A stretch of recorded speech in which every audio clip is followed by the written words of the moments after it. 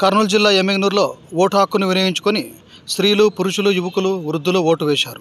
Vote వేయడానికి ఉదయం నుండి కేంద్రాల దగ్గర జనం పెద్ద సంఖ్యలో బారులు తీరారు.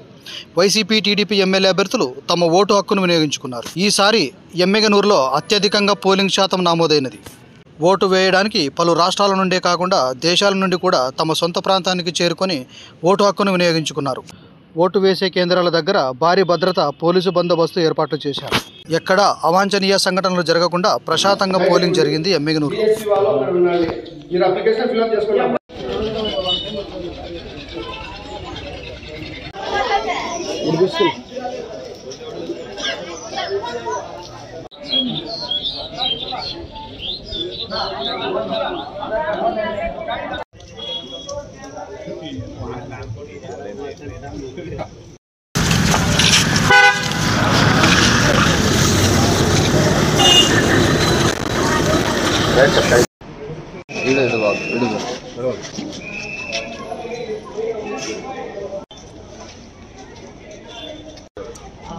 almost